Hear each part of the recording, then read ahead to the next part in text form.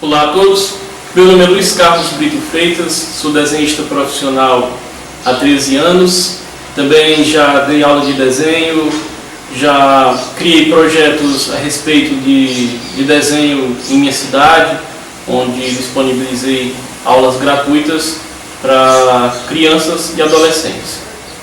Eu vou gravar esse vídeo por meio do projeto de lei Aldir Blanc, que possibilitou alguns artistas participar. Eu fui um dos selecionados para isso. Aqui nesse vídeo a gente vai abordar alguns assuntos voltados para o desenho, obviamente. Iremos falar sobre as técnicas necessárias para podermos começar a estudar o desenho, o que é preciso aprender, como estabelecer uma ordem de estudo, como aplicar certas ferramentas modernas de hoje para nos auxiliar a desenvolver melhor as nossas técnicas de desenho. Vamos falar um pouco também do mercado de trabalho.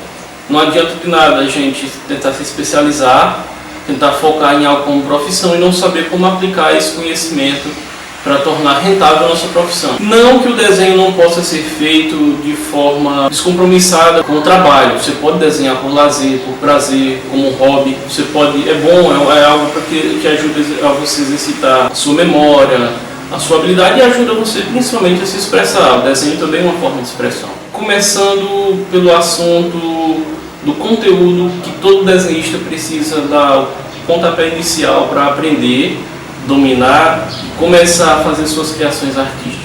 Nesses conteúdos a gente tem três básicos iniciais: desenho do rosto, desenho anatômico e também dominar a luz e sombra. Começando pela anatomia, é importante conhecer todo o corpo humano, dominar o conhecimento sobre a musculatura, sobre o comportamento desses músculos.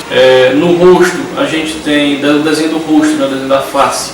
A gente tem as expressões, tem que dominar os elementos como nariz, boca, olhos, orelhas. E luz e sombra nada mais é do que a interpretação do desenhista e a visualização também dele, a percepção dele, do ambiente influenciando em seu desenho. Por exemplo, se eu apagasse a luz que me ilumina agora, meu rosto ficaria envolto de sombras e isso ia gerar um aspecto diferente caso alguém fosse tirar uma foto minha e me desenhar ou algo assim. No desenho anatômico, é importante termos em foco a proporção.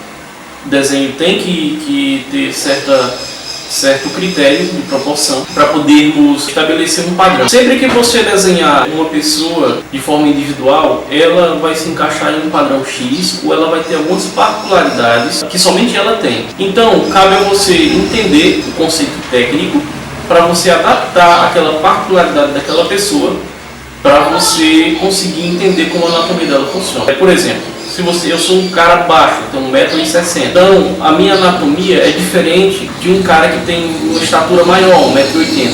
Não a anatomia em si, porque todos somos humanos e a gente vai usar a mesma referência anatômica, que é o ser humano. Porém, as proporções em uma pessoa mais baixa a uma pessoa mais alta, elas se alteram. A proporção normal do corpo do ser humano são de 8 cabeças totais, contando da ponta do pé até o topo da cabeça. Você usa a cabeça da pessoa em si, do ser humano em si, como uma escala. Você conta ela 8 vezes e você vai ter a dimensão total da figura humana. Porém, quando você trabalha com uma pessoa mais baixa, essa estatura muda. A variação para o corpo, para o tronco, que é a base principal de todo o corpo humano, para você desenhar, varia entre 2,5 cabeças para uma pessoa muito baixa, 3 cabeças para uma pessoa mais alta.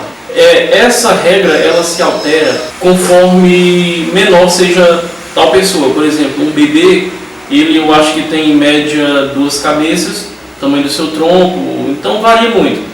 Mas existem essas regras. Para você desenhar com perfeição esse tipo de anatomia, você pode usar referências fotográficas, você pode fazer esboços e estudos à parte, nos quais vão auxiliar você a entender melhor como você tem que interpretar aquela figura. Uma anotação importante para as pernas, para desenhar pernas, desenhar braços, já que a gente ainda está falando de anatomia, o braço normalmente, até o pulso, ele tem o tamanho do tronco. Então você tem isso como regra, até o pulso, do ombro ao pulso, o braço vai ter o tamanho do tronco Então você já decora isso e você consegue já determinar o tamanho do braço assim que você termina de fazer o tronco. E as pernas têm cerca de 4 cabeças, o tamanho total. Então você divide 2 cabeças para as coxas e 2 cabeças do joelho até o pé, sendo que você tem que levar em conta algumas outras coisas. Algumas pessoas elas vão ter pernas mais longas do que outras e elas vão ter a mesma altura. Existe isso, principalmente por questões de etnia. Em alguns países as pessoas têm pernas maiores, em outros países têm menores. Depende muito da região do mundo nas quais você está desenhando. Vamos falar um pouco do desenho do rosto. No rosto, o desenho da face em si, você tem que ter muita atenção ao desenhar a simetria. Existe uma linha frontal e uma linha horizontal que determina a altura dos olhos, a altura da boca e também a divisão da cabeça em si. Você pode encontrar na internet muito material informativo a respeito disso. Mais para frente nesse vídeo eu deixarei alguns conteúdos, alguns sites que você pode achar esse conteúdo. Você pode você mesmo fazer esse estudo. O desenho do rosto, ele normalmente é estudado das seguintes formas: a visão frontal, a visão semilateral ou semifrontal e a versão totalmente lateral, onde você vai desenhar o rosto de perfil. Existem os estudos do ângulo de baixo, uma visão de baixo, e o ângulo da visão de cima. Você pode fazer esses estudos, desses 2 ângulos extras, de forma mais cautelosa, porque eles não são muito usados. Normalmente ninguém vai pedir para desenhar um retrato numa visão de baixo e ninguém vai te pedir um retrato da visão de cima da cabeça. Mas é importante que se estude, porque em alguma situação você pode já precisar e é melhor saber e dominar do que acabar não sabendo e passando por certas dificuldades quando for preciso desenhar algo nesse aspecto. Para se estudar o rosto, eu recomendo faça estudos à parte de cada elemento da face. Se você vai estudar o rosto em si, você separa um dia para estudar olhos, pega várias referências do olho humano e desenha em vários ângulos que você acha necessário. Eu recomendo que se estude todos exaustivamente. Nariz, a mesma coisa, você desenha ângulos de baixo, tenta estudar a forma e tenta aplicar ele de forma separada. Você pode separar dias da semana para você fazer cada estudo. Você pode ter um dia para estudar olho, um dia para estudar nariz, um dia para estudar boca, um dia para estudar até as orelhas, e depois você tira um dia para juntar tudo isso em algo que eu não falei foi do estudo de mãos, o estudo das mãos. Para estudar as mãos, eu quero que vocês entendam que não tem toda essa complicação. É muito comum que todo desenhista, quando está começando e ele tem que desenhar mãos, ele esconde as mãos para não desenhar. Eu fiz isso no meu início e vejo muitas pessoas que estão começando fazer isso também. Então o que é que você faz para desenhar mãos e treinar as mãos da maneira correta? Para você estudar e você compreender. Primeiro, muita fotografia. Exaustivamente estude fotografia. Quando você achar que está bom, treine de novo. Porque as mãos, elas não são como as outras partes do nosso corpo. E ela tem um status de comportamento padrão. As mãos, dependendo de como você move os dedos, vai mover todo o padrão, vai mudar todo o padrão como você desenha as mãos. Um braço, uma perna, ele tem a musculatura que se contrai em determinadas poses. Quando você se abaixa, quando você está se abaixando, se contrai as tuas coxas. Quando você levanta alguma coisa, alguma caixa pesada, alguma coisa desse tipo, você contrai os teus braços e a musculatura ela vai se comportar de uma forma diferente. Só que a alteração é mais sutil. Nas mãos não, você vai ter os dedos que eles vão acionar tendões, que por sua vez vão acionar a musculatura e com isso vai ter um comportamento diferente. Porém, você com o tempo, quando começa a estudar as mãos, quando você consegue desenhar várias mãos num papel, nem elas não precisam estar perfeitamente desenhadas, é mais uma questão de dinâmica para que você crie uma espécie de familiaridade com o comportamento da mão e com isso você consiga dominar várias posições nas quais você pode desenhar a sua mão.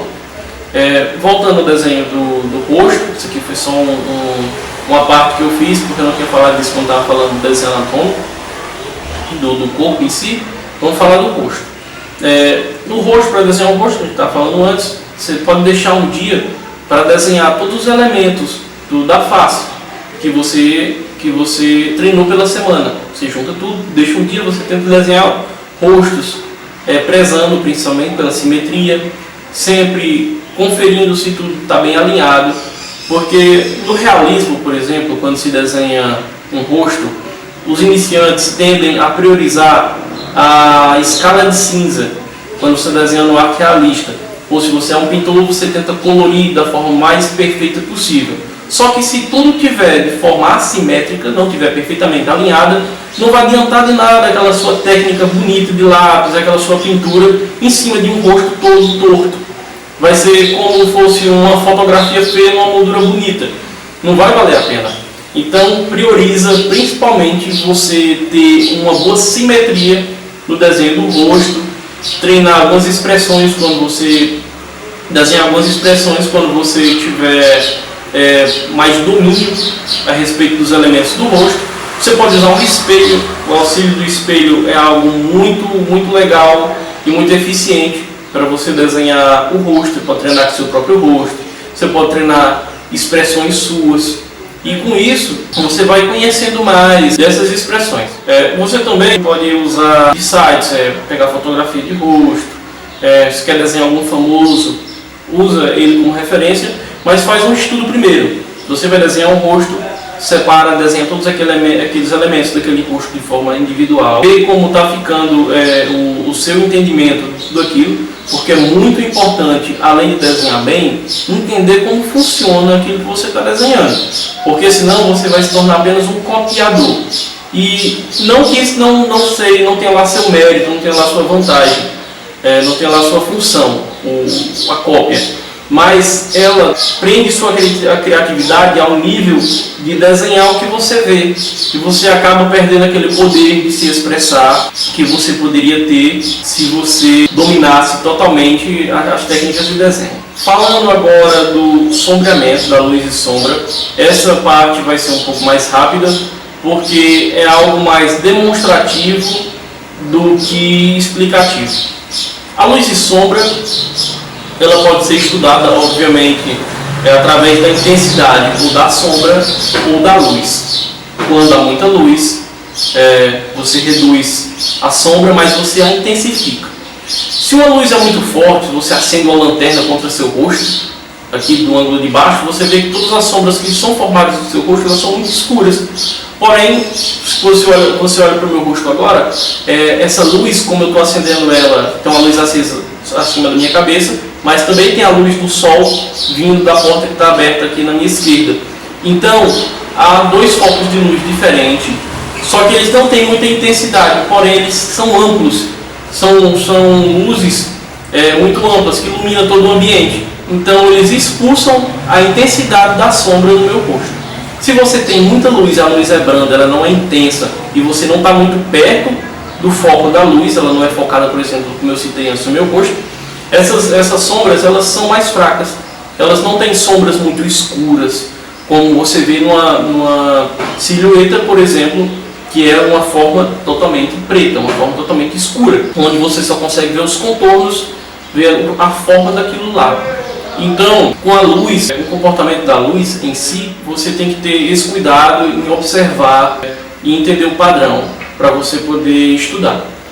Referência fotográfica, mais uma vez, é a saída para você estudar bem a luz e sombra. Eu gostaria de salientar também, o estudo da luz e sombra pode ser feito através de você mesmo. Você pode tirar fotos suas, você pode escurecer um ambiente ou iluminá-lo e tirar fotografias, gravar vídeos, tudo isso auxilia. Agora a gente vai falar um pouco dos recursos modernos para se desenhar. E não tem como falar de recursos modernos sem falar da internet. Na época que eu comecei, em 2007, a internet era uma coisa, um lugar ainda muito cheio de mato, digamos assim. Você não tinha muito conteúdo acessível, você ainda não... Tudo estava se formando, então naquela época a gente tinha de forma esporádica, tinha algumas redes sociais nascendo naquela época, que no Brasil o Orkut, as pessoas ainda estavam começando a se comunicar. Porém, a realidade de hoje é bem diferente disso.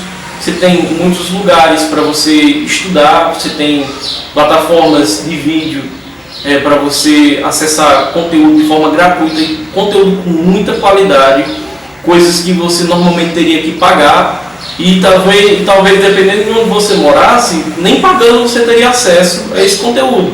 Então hoje em dia, com o advento da internet, você tem acesso a muita coisa que você jamais teria no passado, que foi meu caso. Eu tive que imprimir muito material mesmo, que eu fui juntando, não tinha nem correlação um material com o outro, eu ia juntando, imprimia essa quantidade de material. Depois juntava aqui alguma aulinha, algum passo a passo, imprimia aquele passo a passo. E daí ia aprendendo por pedaços. Hoje em dia você tem livros, e-books, várias coisas desse tipo. Então, vamos falar da plataforma mais conhecida por todo mundo, aqui para a gente estudar e ter um bom conhecimento a respeito disso, a respeito de desenho, que é o YouTube. O YouTube hoje em dia a gente tem muitos canais com ricos conteúdos para você aprender desenho. Eu só gostaria de indicar 2 canais aqui, como eu falei antes. É o canal do Pro, é um canal muito grande, não sei se ele tem 1 milhão de inscritos já, mas é um canal muito bom, muito indicado para se aprender desenho. O conteúdo dele é desenho clássico, você vai ver anatomia, vai ver expressividade, vai ver muita coisa de alta qualidade lá, de alto nível, que você encontra em poucos lugares na internet. Ele tem uma pegada bem realista para o desenho dele, você vai aprender muita coisa lá, muitos vídeos, muito conteúdo. O outro canal que eu gostaria de indicar é do desenhista David Finch. Ele é um desenhista de alto renome no mercado americano, um cara altamente técnico, e com ele você vai aprender justamente o que eu falei antes, o conteúdo que eu falei antes, que foi da luz e sombra. Ele é um artista que usa muito esse recurso. Ele vai ensinar a você um pouco de anatomia, um pouco de desenho feminino, masculino e o comportamento do corpo humano no desenho e coisas desse tipo. Vale salientar que ele é um desenhista de quadrinhos, de revista em quadrinhos, de HQs americanas. Então o desenho dele não tem um teor realista. Tipo, ele não vai usar escalas de cinza, ele não vai tentar deixar a arte realista. Porém, ele usa do realismo. Qual a diferença? Quando você faz um desenho realista, ele tende a se assemelhar à realidade em termos de aparência e estética. Quando você usa algo voltado ao realismo, quer dizer a veracidade daquela arte, ou seja, ela tem uma semelhança com a realidade, ou seja, ele não usa técnicas para que o desenho que ele esteja fazendo ali se assemelhe com algo real, mas usa elementos da realidade. Por exemplo, se ele desenhar um braço, por mais que seja num estilo voltado para comics, para revistas em quadrinhos, aquele braço vai ter todos os músculos que teria, por exemplo, um braço de alguém que está copiando uma fotografia. Voltando agora para falar ainda de internet, a gente pode citar alguns lugares para você procurar conteúdo de estudo. E o lugar para você procurar fotografia, obviamente você tem o Google, você pode pesquisar várias imagens lá, só que o Google, ele não é um site de fotografias, ele é um site de busca, ele redireciona você para outros sites. Mas um site que é totalmente voltado para fotografias, para imagens em geral, é o Pinterest. Você pode acessar ele, ter aplicativo para celular, você tem o site em si, onde você pode criar uma conta, cadastrar sua conta lá, criar várias galerias, várias pastas, onde você pode salvar todas as imagens que você deseja. Você pode salvar lá no seu perfil e usá-las depois. É uma ótima ferramenta. Você vai achar tutorial, você vai achar fotografia em geral do corpo humano, você vai achar uma infinidade de coisas lá, até vídeos nessa plataforma é possível encontrar, apesar de não ser o foco principal dela. Então, dada essa dica, a gente vai falar agora do mercado de trabalho, como funciona o mercado de trabalho hoje em dia para o desenhista. Hoje a gente viu crescer ao longo do tempo muito o mercado digital. Você tem hoje o recurso digital para você desenhar, mas também ainda há o campo tradicional, que é o lápis e papel, caneta, tinta. Ainda existem os dois mercados, porém o digital ele tem criado raízes fortes na atualidade. Falando um pouco do mercado digital em si, hoje em dia você pode trabalhar com empresas de jogos, que é uma coisa que está em alta, que você pode mandar portfólio para essas empresas e tal, e às vezes criar perfis em algumas redes nas quais elas vão sempre atualizar sobre vagas de emprego, como o LinkedIn. Então, muitas pessoas têm trabalhos que são expostos lá, então, e oportunidades de trabalho também. Algumas empresas colocam avisos lá, e alguns outros locais que você pode achar pela internet. Com o desenho digital, você pode trabalhar hoje em dia na criação de personagens, design de jogos, uma infinidade de coisas, até mesmo aí no campo da ilustração em si, para o âmbito pessoal, para você fazer as famosas commissions, e de forma tradicional também. Nada lhe impede de você desenhar de forma tradicional, digitalizar aquele desenho e vender. A área que eu trabalho ainda é a área tradicional, só que eu consigo transpor tudo isso para o campo digital. Por quê? Porque eu consigo digitalizar meu trabalho, com isso eu posso criar prints, eu posso só enviar um arquivo digital para os meus clientes, eu posso vender os originais em lugares como o eBay, que basicamente é o Mercado Livre americano. Ele foi criado primeiro, o Mercado Livre veio depois, só para constar. E também há vários locais, como dentro do país mesmo, que você pode trabalhar. Eu trabalho no mercado americano, mas dentro do país você tem agências de publicidade, você tem editoras de livros, editoras infantis também, que dão oportunidade para vários desenhistas, que também vai dar oportunidade para os dois, tanto o desenhista digital quanto para o desenhista tradicional. O estudo técnico é muito importante quando você vai apresentar um trabalho nesse ramo, porque eles vão exigir um padrão de alta qualidade. Claro que nada impede você de apresentar, mesmo que você ache que não tem tanto nível assim, eu indico assim que mesmo assim que você apresente o trabalho, porque por mais que a pretensão não seja você conseguir aquela vaga de emprego, muitas empresas dão feedback, então você vai poder saber no que você precisa melhorar.